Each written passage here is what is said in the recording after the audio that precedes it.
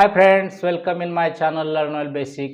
मित्रांनो, आज आपण second term exam based on unit 3 and 4 standard 7 आणि द्वितीय सत्र परीक्षा विषय इंग्रजी मॉडेल क्वेश्चन पेपर या ठिकाणी पाहणार आहोत. आपल्याला माहीत आहे 7वी इंग्रजीचं जे द्वितीय सत्राचं संकलित मूल्यमापन आहे त्याच्यामध्ये एक सत्र परीक्षा घेतली जाते 50 गुणांसाठी आणि ह्या 50 गुणांची प्रश्नपत्रिका मी आपल्यासमोर आज घेऊन आलेलो आहे. एक मॉडेल क्वेश्चन पेपर म्हणून आपण तिच्याकडे पाहणार आहोत. तर चला उशीर न करता आपण स्टार्ट करूया video. Second term exam based on unit 3 and 4 subject English marks 50 standard 7. Question first A. प्रश्न पहिला अ काय विचारलेलं पहा. Question first A. Make other meaningful sentences by using other words in place of the words in the boxes. दिलेली वाक्य आहेत. बॉक्समध्ये दिलेला शब्द रिप्लेस करायचा आहे आपल्याला या ठिकाणी आणि नवीन अर्थपूर्ण वाक्य तयार करायचं आहे. तर त्यातला आकडा एक पहा. But my friend has escaped. But my friend has escaped मध्ये माय फ्रेंड हा शब्द रिप्लेस करून त्याच्या जागेला दुसरा शब्द भरून नवीन अर्थपूर्ण वाक्य तयार करायचं आहे. आपण कसं करू शकतो हे? तर but this brother, but his brother, our teacher, their cousin has escaped. म्हणजे या ठिकाणी ब्रदर, आवर टीचर किंवा देअर कझन यापैकी कोणतेही शब्द टाकून आपण अर्थपूर्ण वाक्य तयार करू शकतो. सेकंड सेंटेन्स यातलं पहा. There are some good people too. या ठिकाणी सम हा शब्द बदलायचा आहे आपल्याला, नवीन अर्थपूर्ण वाक्य तयार करायचं आहे. आपण काय म्हणू शकतो? There are many, few, several, other असे शब्द टाकून गुड पीपल टू यापैकी एक कोणताही शब्द बसवा या ठिकाणी आणि वाक्य तयार करा. किंवा अजून तुमच्या मनाचे शब्द या ठिकाणी तुम्ही भरू शकता आणि अर्थपूर्ण वाक्य तयार करू शकता. You share. तिसरं वाक्य. You share your tiffin with others. आणि अदर्स हा शब्द बदलून आपल्याला नवीन शब्द त्या ठिकाणी टाकायचा आहे आणि अर्थपूर्ण वाक्य तयार करायचं आहे.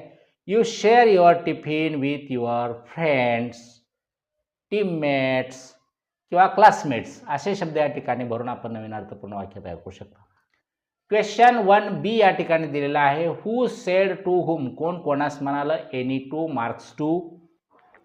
त्यातला आकडा एक पहा. This went on day after day mister Holmes. हे वाक्य आहे, कुणी म्हटलेलं आहे? तर हे वाक्य mister Wilson said to Holmes. Mister विल्सननी होम्सला म्हटलेलं आहे. द रेड हेडेड लीगमधलं हे वाक्य आहे. दुसरं वाक्य पहा. Don't worry I will carry you on my tail. काळजी करू नका, मी तुम्हाला माझ्या शेपटीवर वाहून नेईन. हे वाक्य कुठलं आलेलं आहे? तर पँगोलिन्समधलं हे वाक्य आहे. मम्मा म्हणजे mother pangolin said to baby pangolin. त्यानंतर तिसरं वाक्य या ठिकाणी पहा. I don't know what kind of fearsome creature I am up against. हे वाक्य कोणी म्हटलेलं आहे? तर commander Farragut said to professor Aronnax. Question 2A. Read the following conversation and answer the questions given below. या ठिकाणी एक संवाद दिलेला आहे आणि संवादावर तुम्हाला प्रश्न विचारलेले आहेत. 5 गुणासाठी 5 प्रश्न आहेत, ते आपण पाहूया. पहिल्यांदा संवाद वाचूया. Mother says, no wonder the poor boy is angry. He comes home after such a long time and this brat start annoying him at once. To Chaturbhuj, let me have the cat सन.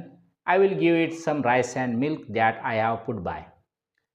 आणि Chaturbhuj says furiously, here mother you can have the cat and feed it all you want.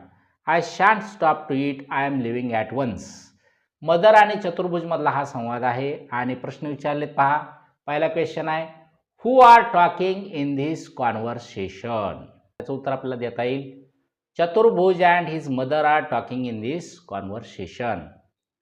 Second question पहा. How do the naughty kids behave with Chaturbhuj. त्याचं उत्तर आपण काय देऊ शकतो?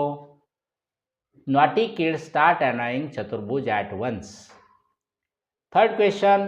What did Chaturbhuj bring with him. तर याचं उत्तर पहा.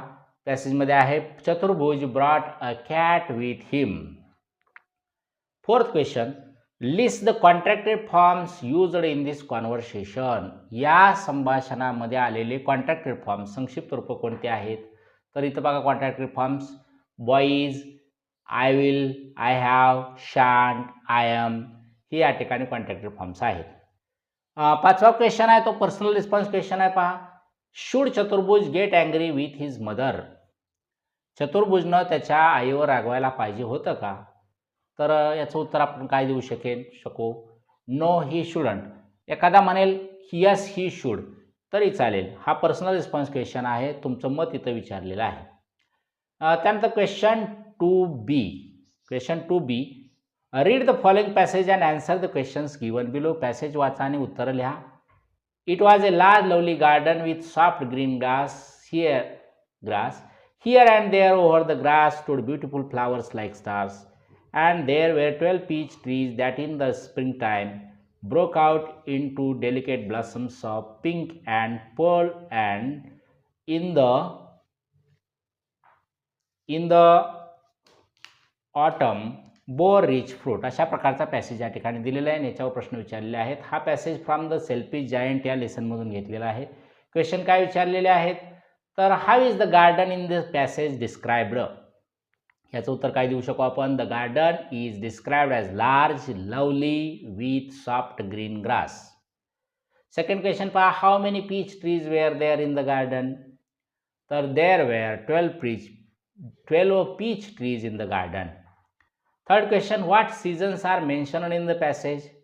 तर उत्तर असं देता येईल, spring and autumn are the seasons mentioned in the poem. याचा प्रश्न आहे, list any two comparisons like beautiful flowers like stars. तर इथं इडिओमॅटिक कंपॅरिझन विचारले आहे, तुलना एक उदाहरण दिलेलं आहे, ब्युटिफुल फ्लावर्स लाईक स्टार्स. अशा पद्धतीनं दोन कंपॅरिझन सांगा म्हटलेलं आहे. आपण सांगू शकतो फुलिश मॅन लाईक डंकी किंवा सॉफ्ट लाईट लाईक मून. त्यानंतर पाचवा क्वेश्चन विचारला आहे, पर्सनल क्वेश्चन आहे पहा.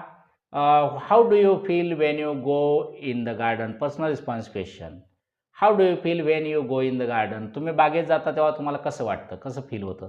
तर I feel very fresh when I go in the garden असं आपण उत्तर देऊ शकतो. क्वेश्चन 3A या ठिकाणी पहा, read the following stanzas and answer the questions. Sleep baby sleep मधला हा स्टांजा आहे. काय स्टांजा आहे? Sleep baby sleep and I will give the a sheep which with its golden bell shall be a little playfellow for thee, sleep baby sleep. आणि त्याच्यावर 4 प्रश्न विचारलेले आहेत. पहिला क्वेश्चन आहे, what will the mother give to her baby. तर याचं उत्तर येईल, mother will give a sheep to her baby. Second question, who will be the playfellow for the baby. The sheep will be the playfellow for the baby.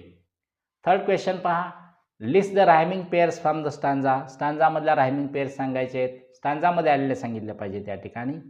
तर sleep, ship, बी, दी ह्या rhyming pairs सांगता येतील.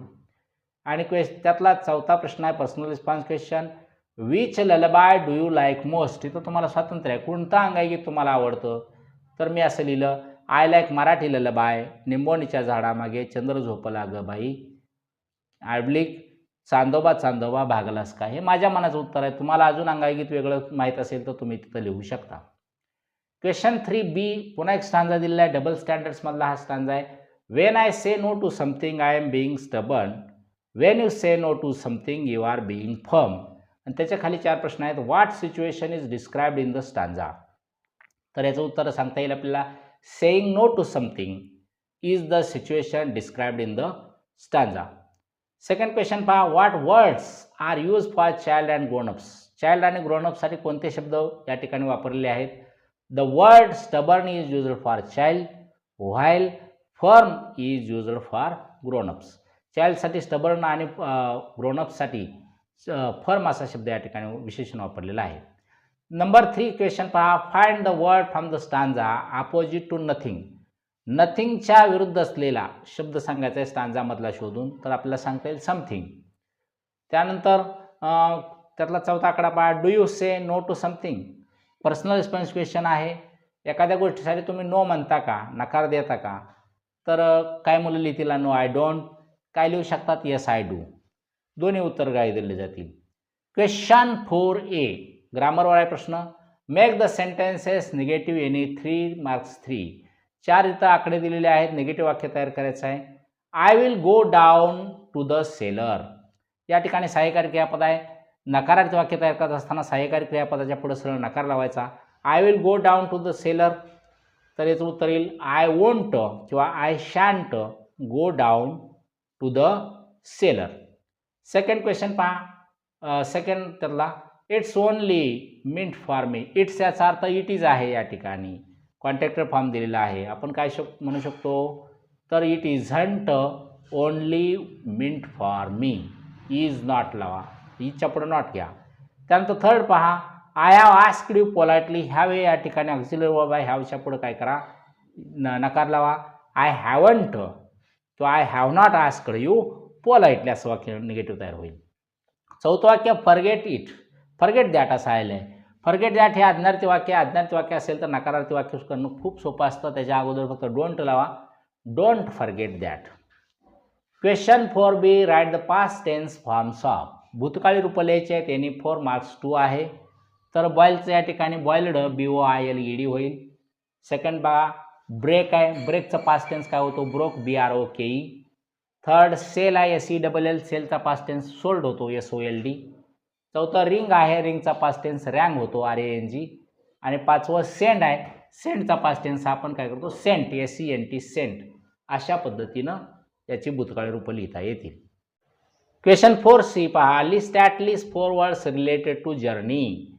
Journey प्रवासासंबंधीचे कमीत कमी संबंधित शब्द 4 सांगायचे आहेत या ठिकाणी आपल्याला.